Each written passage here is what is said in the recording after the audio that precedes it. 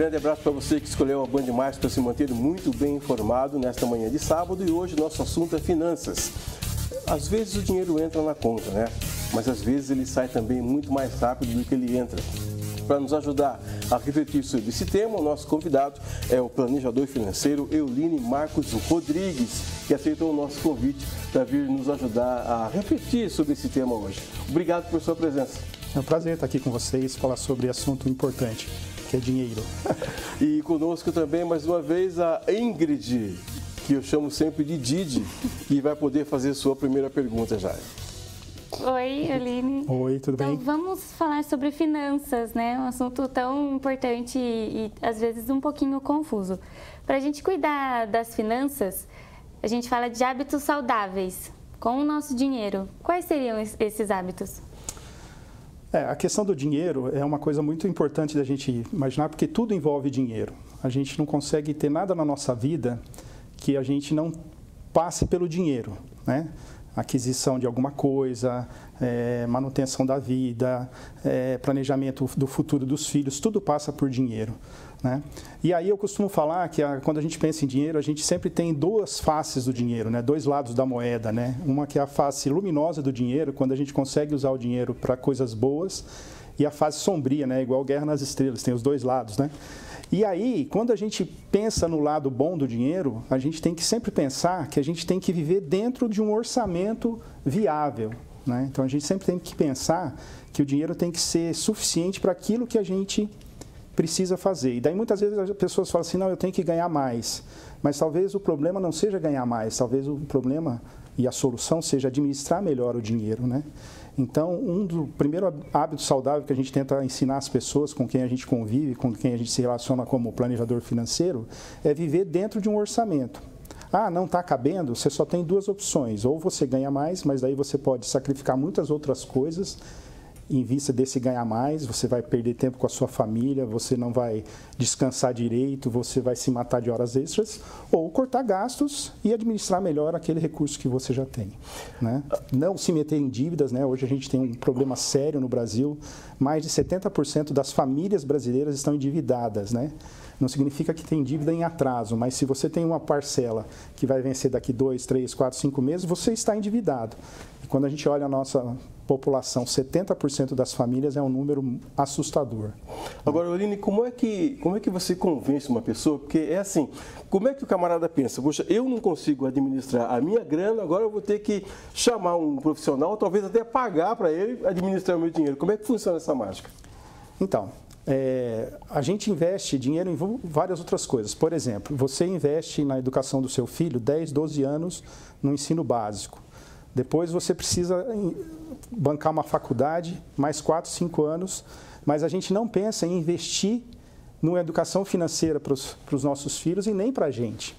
Então, de repente, o que a gente tenta convencer as pessoas com quem a gente vai prestar o serviço é que o custo de você não ter um planejador financeiro já é muito alto, porque você já tem um monte de despesas que você não sabe como controlá-las, como colocá-las dentro do orçamento, e aí você acaba caindo nessa situação que a gente está falando. Então, o que a gente tenta mostrar é que já é caro você não ter um planejamento financeiro. Então, faça uma aposta, né? Contrate um profissional 3, 4, 5 meses e veja se ele vai te dar uma visibilidade melhor de como controlar o seu dinheiro, como colocar as contas em dias, como sair das dívidas, como planejar a educação dos filhos, aposentadoria, né? E aí a gente tenta convencer isso, né? A gente tenta também com vários outros argumentos, um deles que é muito interessante é assim, quantos carros você vai comprar na sua vida? Né? 3, 4, 5, 10 carros. O que você faz quando você viu que você comprou o carro errado? Você vende, né? Você troca, você passa para frente, compra outro, né? Uma casa, quantas casas você vai comprar na sua vida? 3, 4. O que você faz quando você chega numa casa e fala assim, não é a casa que eu queria, não gosto da vizinhança, não tem segurança, você troca. O que você faz com a sua aposentadoria? Quantas aposentadorias você vai ter na sua vida? E como vai fazer a hora que você chega lá na hora que você se aposenta e fala assim, não deu. Você não tem a opção. Então, o planejador vai justamente ajudar você a ter esse horizonte, né? E a gente costuma falar que o planejador não cuida do dinheiro, ele cuida da vida, né? Porque o dinheiro não pode ser o fim. O dinheiro tem que ser o meio para o qual a gente vai atingir os objetivos nossos da vida, né? Eu costumo falar que assim, que o dinheiro é um ótimo servo, mas um péssimo senhor. Se a gente deixar o dinheiro direcionar a nossa vida e não colocar ele a serviço da vida e dos relacionamentos, a gente está numa furada. Você comentou sobre educação financeira, né? Essa educação financeira é recomendado que comece já na infância? Como que faz esse planejamento? Então, isso é muito importante, sim, desde o começo, né? A gente ensinar os filhos, quem tem filhos, a lidar bem com o dinheiro. Daí você tem várias possibilidades, né? Então, por exemplo, eu ensinei aos meus filhos 3 princípios, né? Cada dinheiro que eles ganhavam, eles tinham que pensar em 3 coisas, né? Um é gastar o dinheiro, porque o dinheiro também foi feito para a gente gastar, né? Que prazer tem você ter dinheiro e não poder gastar. O segundo é você guardar uma parte, porque tem coisas que você quer adquirir que não dá para você adquirir imediatamente. Então, você precisa ter, né, um planejamento de guardar, acumular esse dinheiro, fazer ele render, para que você consiga adquirir o bem que você quer lá no futuro. E o terceiro uso do dinheiro é a generosidade, você ajudar aqueles que precisam, né? Então, com os meus filhos, eu comecei com 3 potinhos. Então, tinha um potinho, tinha uma etiqueta guardar, gastar, né, e doar. Então, essa educação começa. Hoje, a gente tem no Brasil, o Banco Central está num projeto que é Aprenda Valor, que está ensinando os jovens das escolas a terem essa educação, né? Mas isso não existe em lugar nenhum no Brasil, né? A gente não tem isso, e é o que eu falei anteriormente. Qual o custo que a gente tem de não ter um planejamento? É muito mais caro do que, de repente, dispensar também uma parte do nosso orçamento para pagar um planejador, né? Agora, mais do que esse conhecimento que você está dizendo que a pessoa tem que ter, tem uma palavra que você não usou, mas faz questão de usar. O camarada tem que ter disciplina também. Porque se ele não tiver disciplina, nasce o filho, poxa, ele se empolga, vou abrir uma poupança para o meu filho, paga ali, deposita 1 mês, 2 meses, o custo do leite, da mamadeira, da fralda começa a pesar, a primeira coisa que ele faz é cortar a poupança. Sim. Se não houver disciplina, também não vai, né? Exatamente. A disciplina é o ato de você postergar alguma coisa que você gostaria de fazer imediatamente. Esse é o significado de disciplina, né? Então, na questão do dinheiro, a gente também precisa disso, né? Agora, acho que tem um passo antes da disciplina, é você ter um conhecimento de quanto que é realmente que você tem de recurso e de despesa, né? Que se você não tiver um controle do orçamento para saber realmente, olha, eu ganho X, eu gasto Y, né? E aí tem uma coisa muito importante, né? Se o que você ganha é menor do que o que você gasta, essa diferença que você está sempre no vermelho, sempre no déficit, eu chamo isso de escravidão. Por quê? Porque você está escravo dos juros do cheque especial, você está escravo do empréstimo bancário, né? Do empréstimo para um parente, que é terrível, né? Daí você não pode ir mais nem domingo na casa do cara que ele vai te cobrar. Verdade. Né?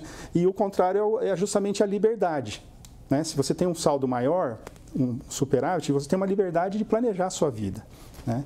E claro, o conhecimento vem primeiro, mas daí você tem que ter esse sequenciamento, né? De ter essa disciplina, de saber, de planejar, de marcar, né? Ó, esse volume aqui é para uma viagem, esse volume é para a faculdade do meu filho, esse volume aqui é para a aposentadoria, né? E a disciplina é justamente isso, né? Você ter essa consciência de que aquilo vai ser usado depois. Então, você está postergando, adiando um bem que o dinheiro vai te trazer, né? Um prazer, né? Então, a disciplina é muito importante. E aí, o planejador ajuda também, né? A pessoa que planeja, é igual assim, se você precisa de um médico, você não sai tomando um remédio, você vai no médico, fala assim, ó, eu estou com esse sintoma, ele vai falar, faz isso, né? Você tem um problema trabalhista, um problema com, né, um acidente de trânsito, você procura um advogado, né? Você está gordo, você procura um personal trainer, né? O planejador financeiro vai fazer justamente isso, ele vai ajudar você a ter essa disciplina, a ter esse planejamento do que fazer com o seu dinheiro. Esse negócio de gordo aí, acho que teve uma mensagem direta, viu? Não sei não. Fala. Eu não peguei para mim. Então, é uma questão delicada porque, como o Edson comentou, às vezes a pessoa não tem o controle do próprio dinheiro, já está endividada, e aí vai contratar um consultor. É necessário o consultor desde o início ou existe um passo inicial? Você comentou que a pessoa deve ter noção do que ela tem para receber e o que ela tem de custo, né, de gastos para pagar. É daí que tem que começar? Então, eu acho assim, tem gente que tem facilidade de aprender, é autodidata, né? Então, por exemplo, hoje você tem na internet, né, um monte de coisas possíveis de fazer um curso aqui, outro ali, vai no YouTube, vai em algumas ferramentas, você procura, né? Mas, assim, quando você quer, por exemplo, na questão da sua saúde, você quer o melhor médico, né? Tudo que você puder ter o melhor, você vai investir naquilo. Então, eu acho que, assim, uma pessoa que já tem uma experiência, já tem uma bagagem, já tem cases de sucesso ajudando as pessoas, ele vai te dar um V0 um pouquinho maior, então você vai conseguir sair, né? E o que é interessante, que eu penso, é que, assim, sempre quando alguém está de fora, a pessoa tem uma visão diferente da gente, né? Quando a gente está no olho do furacão ali, né? No buraco, né? Outro dia eu fiz um exercício de uma pessoa que eu estava ouvindo, ela falou assim, escreva 100 maneiras que você tem de ganhar dinheiro. Eu falei assim, não tem 100 maneiras, não vou chegar em 100 maneiras que eu posso ganhar dinheiro. E tem, né? Você consegue, né, vendendo um bem que você não usa, fazendo, né, brigadeiro, sei lá, você tem 100 maneiras de ter. Então, o planejador ele vai conseguir te dar essa visibilidade que talvez sozinho você não tenha, né? Ah, mas eu vou ter que pagar o planejador. Vai, mas a economia que você vai ter, né? E aí é importante, assim, hoje você tem também gente no mercado, né, gerente de banco, outros agentes aí, que te cobram também por isso. Por quê? Porque ele te vende um produto, né? Indiretamente, vou ligar para o meu gerente para saber o que ele tem para mim. Você está procurando uma consultoria, né? Uma ajuda, né? Só que ele vende um produto. O planejador financeiro não te vende um produto.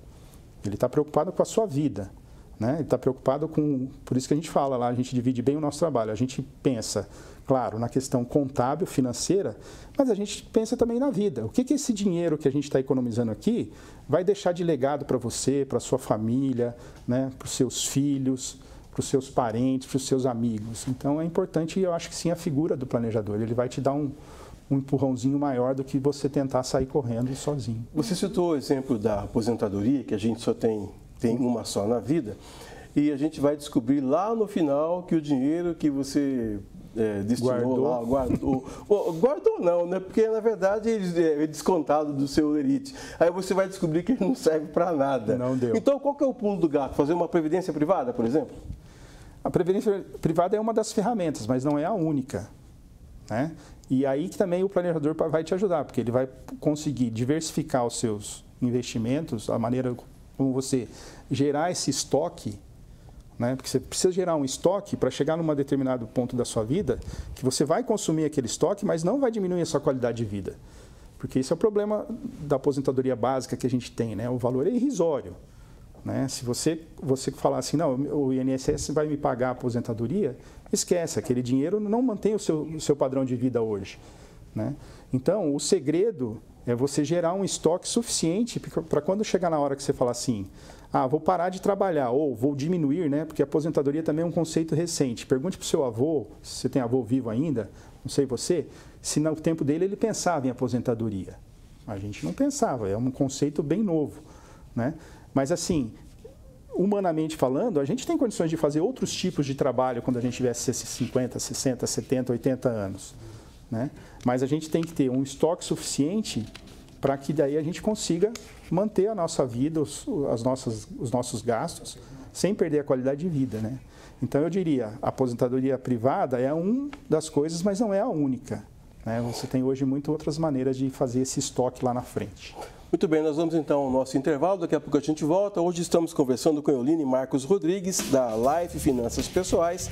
Ele é planejador financeiro e está nos ensinando a como cuidar melhor do nosso rico dinheirinho. Daqui a pouco a gente volta, até já.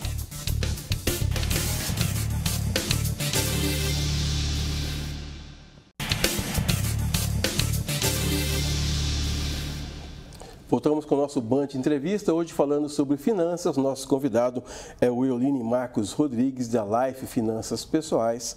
E ele é planejador financeiro e está nos ajudando a refletir um pouco sobre como deixar de perder tanto dinheiro na vida. Certo, Didi? Certo. Eoline, na questão financeira, em alguns casos de família, casais, existe uma pessoa que está mais empenhada em organizar a situação financeira e o parceiro, ou às vezes alguém que mora junto, não está tão envolvido. Para organizar tudo, precisa um engajamento de todo mundo que vai contribuir financeiramente, que vai entrar com o dinheiro e com o gasto também, né? Sim, sem dúvida, né? Quando a gente se propõe a uma aliança de convívio, né, de casamento, tem que envolver o dinheiro também, né? E aí é muito importante ter esse diálogo, né, e deixarem as coisas muito às claras, né? E a gente tem que, e aí o planejador pode ajudar, ou um conselheiro, uma pessoa de fora, para mostrar justamente isso, né? Que uma parte tem que ceder, uma parte tem que fazer um pouco mais, e isso é muito importante, porque o dinheiro, ele tem uma questão que é muito, muito sutil, que o dinheiro tem um poder na gente, né? O dinheiro, ele pode se transformar num Deus para a gente, e aí tem um problema muito sério, né? Se os cônjuges não se atentam para isso, né? Então, eu não quero que minha mulher saiba o quanto que eu gasto, e vice-versa, né? Então é importante, e por isso que também é importante quem tem filhos, o mais cedo possível, envolver os filhos nessa questão, do que eles também têm que, né, ter consciência de que tem que economizar, que as coisas custam dinheiro, que ele precisa guardar, que ele precisa saber usar o dinheiro, né? Então, sem dúvida, é importante sim essa sinergia entre os casais para chegar nesse bom termo. Pagar o cartão de crédito parcelado é uma boa? Cara, pagar juros nunca foi uma boa, né? Então, assim, de novo, né? Se você está endividado, você está escravo dele, né? E o cartão de crédito tem um dos piores juros que tem, né? Então, a gente tem uma coisa em economia financeira que a gente fala do juro composto, né? Que o negócio vai crescendo exponencialmente, né? Não é, vai só aumentar mais 10, não. Ele vai aumentar 10, no mês seguinte é 11 e assim vai. Então, pagar a fatura parcial é um dos erros maiores que as pessoas cometem, né? Então, assim, eu não consigo pagar tudo. Cara, tem que pagar o mais rápido possível, né? Para não ficar escravo do cartão, né? Então, dívida nenhuma, se você deixar acumular juros, é o pior dos mundos. E no caso de diversas dívidas, porque às vezes a gente tira dinheiro de um lugar para colocar no outro, né? O que a gente começa pagando primeiro? Então, você tem que ter uma noção de quanto você pode dispor para quitar as dívidas, né? E daí, se você já tem dívida, que com aquele tanto que você consegue dispor, já você encerrar aquilo, é melhor, né? Mas a gente costuma tentar, né, sempre pagar as dívidas mais perigosas, né? Por exemplo, você deve para a conta de luz. Você pode ficar sem luz na sua casa, né? Então, quitar primeiro aquelas dívidas que vão te trazer mais problemas na frente, né? Mas tudo isso você vai ter que colocar no papel e ver quanto que eu tenho de volume, né, de dinheiro mensalmente para começar a quitar as dívidas. E a gente costuma falar assim, fazer um plano de guerra, né? Quando você está na guerra, tem coisas que você não pode gastar, né? Então, por exemplo, uma pessoa que está super endividada, faz sentido ela continuar pagando 300, 400 reais num plano de TV por assinatura?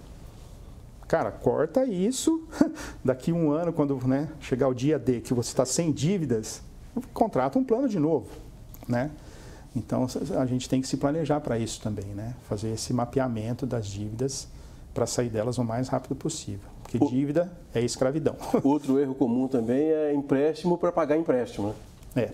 Aí tem uma questão que eu acho que é válida na seguinte situação. Imagine que você tem uma dívida, né? Que você está pagando uns juros, vamos chutar aqui, né? Sei lá, 10% ao mês, né? E falta, sei lá, 15 prestações, né? O banco te oferece um empréstimo a um juros de 5% ao mês.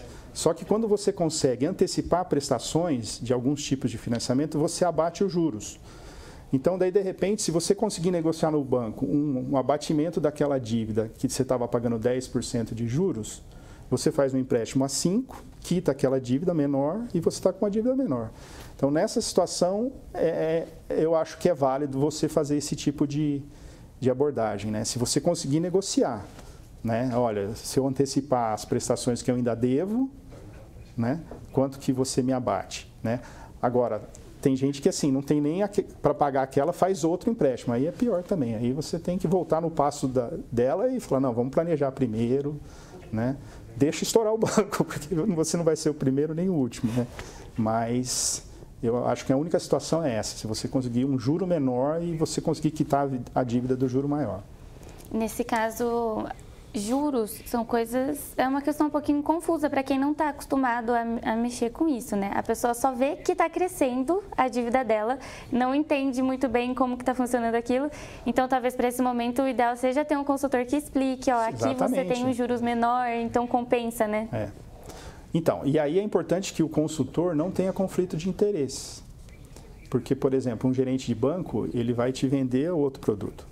Ele tem esse interesse. Ah, não, tudo bem, eu vou quitar aquele, mas eu continuo amarrando você num outro financiamento, né? Isso é importante, né? Para quem não entende, juros é o custo que você está pagando por não ter o dinheiro. Né? Então, você emprestou ou comprou algum bem, né? Porque você não tinha o dinheiro para comprar à vista, e agora você tem aquele bem, tem aquele dinheiro, fez aquilo, mas você precisa ressarcir a pessoa que você adquiriu aquele bem ou fez aquele empréstimo. E daí a pessoa que se propôs a isso, ela quer ter um ganho. Esse custozinho aí é o que a gente chama dos juros. Então, o consultor é aquele profissional que a gente tem que agregar, como tem um médico, como tem um oftalmologista, ele tem que estar ali presente. Ele tem que estar ali. Então, o mercado no Brasil de consultores é um mercado pequeno ainda. A gente tem aí umas 6, 7 mil pessoas trabalhando com consultoria financeira. Nos Estados Unidos, que é um mercado mais estabelecido, a gente já tem por volta de 80, 90 mil pessoas trabalhando com isso. E lá, a noção das famílias, que um consultor é justamente igual um médico da família, igual um advogado, uma pessoa que sempre você está consultando para tomar as decisões no que estão relacionadas ao seu dinheiro. Tá? Até porque se a pessoa entendesse certinho o que ela está fazendo com o dinheiro dela, não estaria endividada, né? Não estaria endividada. É o que eu falei. De repente, o custo que você está tendo com o seu dinheiro hoje de não ter um consultor já é maior do que se você pagar um fixo para um consultor, mas ele está ali sempre disponível. Olha, invisto nisso, invisto naquilo, guardo para isso, guardo para aquilo. Às vezes o valor dos juros, né? Se for para o consultor. Então, eu faço uma aposta, né? Contrate um consultor e faça um teste, 3, 4, 5 meses. Sem querer derrubar os consultores, se você não tiver um dinheiro, converse com a patroa, que a mulher é a mão mais fechada do que o marido, não é, Euline? Depende, né? Há casos e casos. Eu acho que não, eu acho que há controvérsias, né? Tem mulheres bem controladas, tem mulheres gastonas, assim como tem homens controlados e homens gastões. E aí, controladas as dívidas, contratei um consultor, está tudo certo. Investir no quê? Então, daí você tem que imaginar para que serve o seu dinheiro. Né? Quais sonhos você tem que você quer colocar que o seu dinheiro faça aqueles sonhos acontecerem?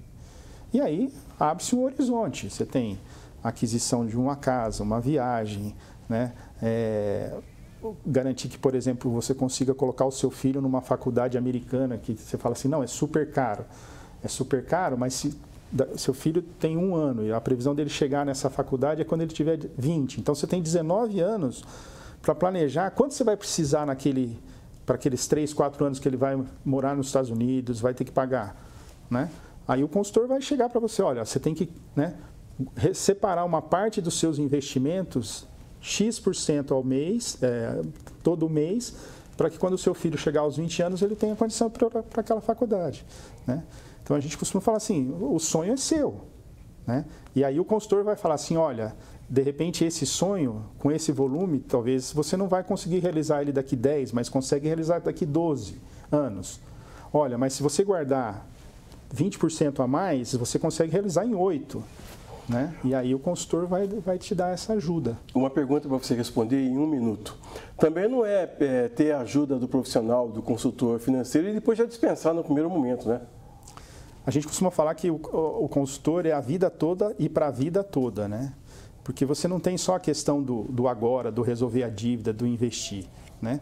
Para frente você vai ter outras questões, você vai ter, por exemplo, o seu legado, como que você quer que resolva, por exemplo, o dia que você morrer, o que vai fazer com o seu patrimônio, questões sucessórias, né? Ah, não quero pensar nisso agora. Não, mas você vai pensar daqui 5 anos, você vai precisar do consultor daqui 5 anos, né? Então, o consultor é para a vida toda, né? Assim como o médico, o oftalmologista é para a vida toda, o seu personal trainer é para a vida toda. Ele está insistindo nessa história do personal trainer. Bom, nós chegamos ao final aqui do nosso Band Entrevista, hoje conversando com Euline Marcos Rodrigues, da Life Finanças Pessoais, planejador financeiro, que nos ajudou aqui. Muito obrigado por ter vindo. Eu que agradeço. Precisamos, estamos aí. Didi, muito obrigado mais uma vez. Obrigada pela aula. Vou pensar na questão do personal, mas o consultor convenceu.